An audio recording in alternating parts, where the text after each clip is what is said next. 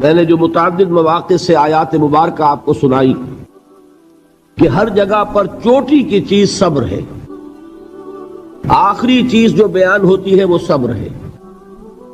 سورۃ العصر میں آخری بات وَتَوَاصَوْا بِالصَّبْرِ یا ایھا الذین آمنوا استعینوا بالصبر والصلاۃ، اے ایمان والو مدد حاصل کرو صبر سے اور نماز سے۔ ان اللہ مع الصابرین، اللہ تعالی صبر کرنے والوں کے ساتھ ہے۔ اور پھر آگے چل کر وبشر الصابرین الذین اذا اصابتهم مصیبۃ قالوا انا للہ وانا الیہ راجعون، اے نبی بشارت دیجئے، خوشخبری دیجئے ان صبر کرنے والوں کو کہ جن پر جب بھی کوئی تکلیف یا مصیبت نازل ہوتی ہے تو کہتے ہیں کہ ہم اللہ ہی کے ہیں اور اللہ ہی کی طرف ہمیں لوٹ جانا ہے۔ صبر کا مفہوم ہے اپنے آپ کو تھامنا، روکنا، برداشت کرنا، تحمل کرنا، اور جو بھی اپنا ایک طے شدہ مقصد ہے کسی بھی مخالفت سے بددل ہوئے بغیر، کسی بھی تکلیف یا مصیبت سے ہراساں ہوئے بغیر اس کی طرف پیش قدمی کیے چلے جانا۔ بڑی سخت سردی پڑ رہی ہے، فجر کا وقت ہے، گرم پانی کا اہتمام نہیں ہے، اب اس وقت فجر کی نماز کے لیے اٹھنا، ٹھنڈا پانی اگر ہے تو وضو تو کرنا ہوگا، اس ٹھنڈے پانی سے وضو کرنا، اس وقت لحاف سے نکلنا ہی بہت مشکل، ٹھنڈے پانی سے وضو کرنا اور مصیبت۔ یہ جب تک انسان میں صبر کا مادہ نہ ہوگا ممکن ہی نہیں۔ اس کو کہیں گے صبر علی الطاعہ، اطاعت پر صبر کرنا۔ ناگواری محسوس ہو رہی ہے لیکن اس ناگواری کو برداشت کرتے ہوئے انسان اللہ کے حکم کے اوپر جمع رہے، اللہ کے حکم پر عمل کرے۔ یہ کیا ہے؟ یہ صبر ہے۔ اگر یہ صبر نہیں ہے تو ظاہر بات ہے کہ انسان اللہ کے اس حکم پر عمل نہیں کر سکے گا۔ صبر کا مادہ نہیں ہوگا تو آپ کام نہیں کر سکیں گے۔ اور اسی کا ایک دوسرا رخ ہے، جب آپ دعوت حق کے لیے کھڑے ہوں گے پہلا قدم کیا آتا ہے؟ استہزاء، تمسخر، مذاق اڑانا، جس کی میں مثال اب دینا چاہتا ہوں محمد الرسول اللہ صلی اللہ علیہ وسلم کی شخصیت سے۔ دیکھیے ہم کیا اور ہماری بساط کیا، ہم کیا مبلغ ہوں گے، کیا داعی ہوں گے، ہمارے اپنے دامن پر داغ ہوتے ہیں، لیکن یہ کہ محمد الرسول اللہ کے دامن پر کوئی داغ تھا؟ ان کو تو سارے مکے والے الصادق الامین کہتے تھے، نہایت محبوب شخصیت تھے، ان کے لیے تو جا صادق جا الامین یہ الفاظ سننے میں آتے تھے، آنکھوں کا تارا۔ لیکن جب آپ نے دعوت اب شروع کی، اب قرآن مجید میں دیکھیے کسی نے کہا مجنون ہو گئے، دماغ خراب ہو گیا، پاگل ہو گئے، اجی شاعر ہیں، کچھ شعر جوڑ لیتے ہیں ہم پر دھوک جماتے ہیں۔ کسی نے کہا ساحر ہے، کچھ جادو سیکھ لیا ہے، یہاں تک کہ ایسے بدبخت بھی پیدا ہوئے، قرآن میں ہے ساحر کذاب، سحر کرنے والا جادوگر نہایت جھوٹا۔ یہ الفاظ کہے جا رہے ہیں کس کی شان میں؟ محمد الرسول اللہ صلی اللہ علیہ وسلم۔ قرآن میں نقل کیا گیا یا ایھا الذی نزل علیہ الذکر انک لمجنون۔ کبھی آپ نے اس کا ترجمہ سوچا؟ اے وہ شخص، دیکھیے تصور کیجئے حضور جا رہے ہیں، تشریف لے جا رہے ہیں، کسی دعوت میں ہے، تبلیغ میں، یا ویسے ہی تشریف لے جا رہے ہیں، اور کوئی ایک جمگھٹا ہے لوگوں کا، ادھر سے فقرہ آتا ہے، تیر کی طرح لگتا ہے دل میں جا کر محمد کے صلی اللہ علیہ وسلم۔ اے وہ شخص جس کا یہ خیال ہے کہ اس پر کوئی ذکر نازل ہو رہا ہے، ہمارے خیال میں تو تمہارا دماغ خراب ہو گیا ہے۔ یا ایھا الذی نزل علیہ الذکر انک لمجنون، کہا کہ نہیں کہا؟ اور یہ نہ سمجھیے کہ حضور صلی اللہ علیہ وسلم کے قلب مبارک کو تکلیف نہیں ہوتی تھی۔ میں قرآن سے ثابت کروں گا، میں کہیں کوئی کہانیاں بیان نہیں کرنا چاہتا۔ قرآن نے کہا ہے وَلَقَدْ نَعْلَمُ أَنَّكَ يَضِيقُ صَدْرُكَ بِمَا يَقُولُونَ، اے نبی ہمیں خوب معلوم ہے صلی اللہ علیہ وسلم کہ جو کچھ یہ لوگ کہہ رہے ہیں اس سے آپ کا سینہ بھجتا ہے، یہ جو گھٹن ہوتی ہے، صدمہ ہوتا ہے. انکا یضیق صدرک بما یقولون، ہمیں خوب معلوم ہے کہ جو کچھ یہ باتیں آپ کو سننی پڑ رہی ہیں، یہ کڑوی کسیلی باتیں، یہ جو فکرے چست ہو رہے ہیں، استہزاء ہو رہا ہے، تمسخر ہو رہا ہے. سورہ حجر میں ہے، ایک جگہ کھڑے ہوئے لوگ قرآن کا مذاق اڑا رہے ہیں. بھائی فلاں آیت تم لے جانا، فلاں آیت میری ہوگی. اس کے ٹکڑے کر رہے ہیں، اس کے ٹکڑے حصے بکھرے کر کے قیمہ بنا کر ان آیات کا تمسخر اڑا رہے ہیں. ایک جگہ قرآن مجیدی میں مذکور ہے کہ فرشتوں کا مذاق اڑ رہا ہے. بھائی یہ دیکھو، محمد نے کہا ہے صلی اللہ علیہ وسلم کہ جہنم پر تو کل 19 فرشتے ہیں، علیہا 19 قرآن میں آیت نازل ہوئی. ایک پہلوان کہتا بھائی 10 کو تو میں سنبھال لوں گا، باقی 9 کا تم انتظار کر لو. یہ باتیں آ رہی ہیں حضور کے کانوں میں. کلام الہی کے ساتھ کیا سلوک ہو رہا ہے، مجھ پر کیا فکرے چست کیے جا رہے ہیں، مجھ پر جس طریقے سے استہزاء اور تمسخر کا رویہ اختیار کیا گیا ہے. دل بھج رہا ہے، دل میں صدمہ ہے. دیکھیے سورہ نون ہے، اور میرے نزدیک یہ دوسری وحی ہے جو حضور پر نازل ہوئی ہے، اس کی ابتدائی آیات.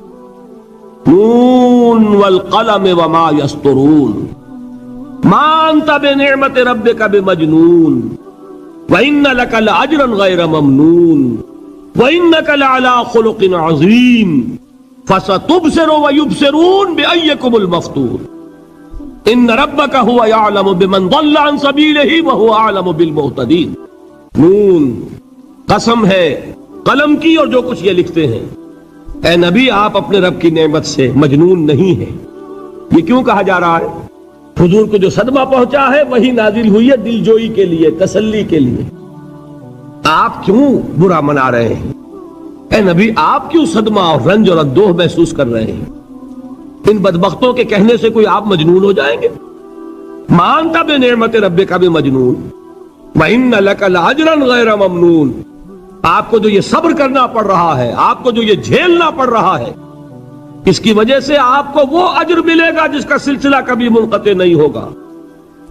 وَإِنَّكَ لَعَلَىٰ خُلُقٍ عَظِيمٍ، اور اے نبی آپ تو خلق عظیم کے حامل ہیں.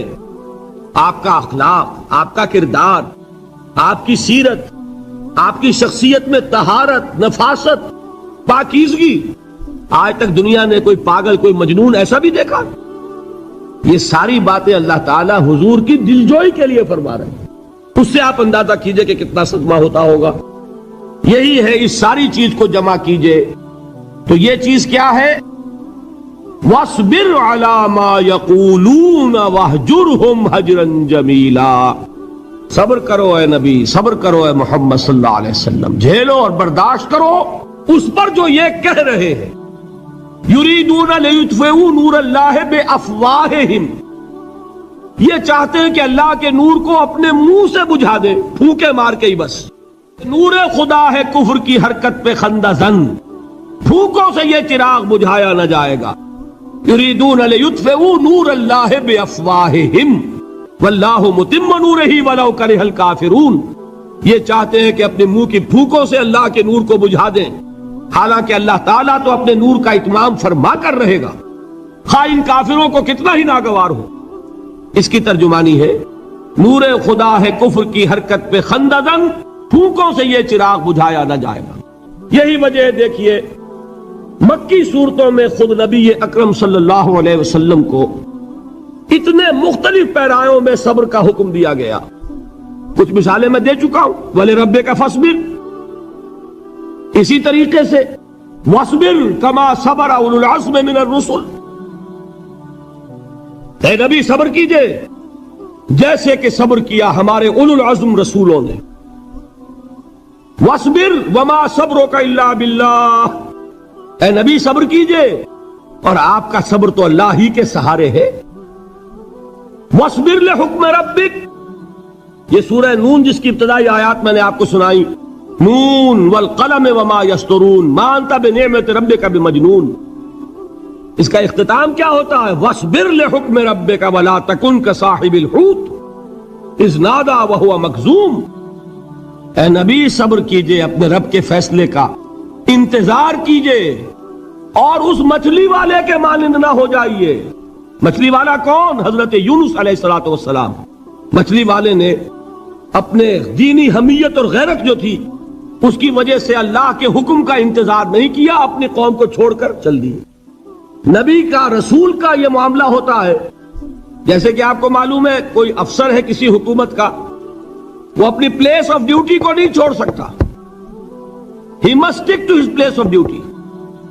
بڑے افسرز کے لیے تو یہ بہت بہت اہم بات ہے۔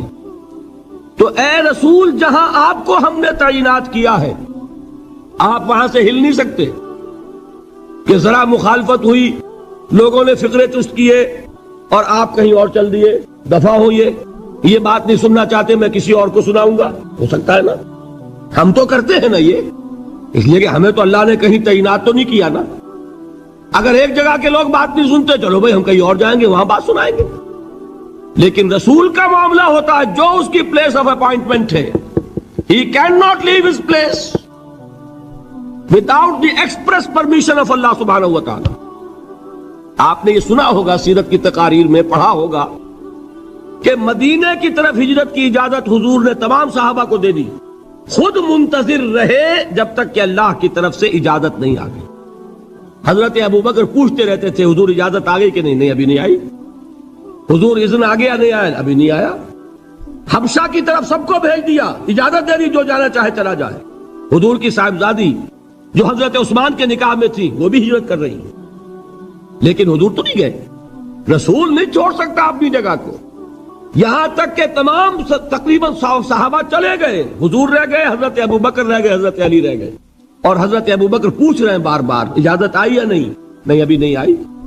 حضرت عائشہ نے واقعہ بیان کیا کہ ایک روز اچانک دوپہر کے وقت ہم نے دیکھا کہ حضور نے اپنے پورے جسم کو ڈھانپا ہوا ہے، چہرے کو بھی کپڑے میں ڈھانکا ہوا ہے اور تشریف لا رہے ہیں۔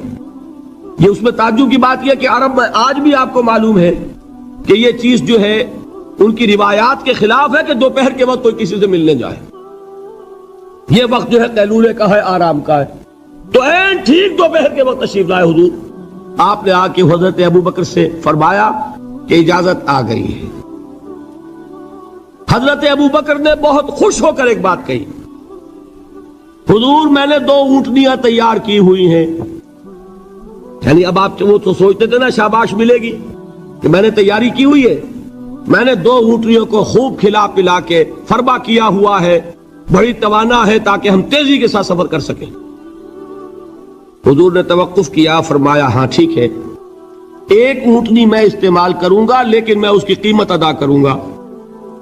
حضرت ابوبکر کی آنکھوں میں آنسو آ گئے، روتے ہوئے کہا حضور مجھ سے یہ مغایرت، کیا یہ جان اور مال کسی اور کے لیے ہے؟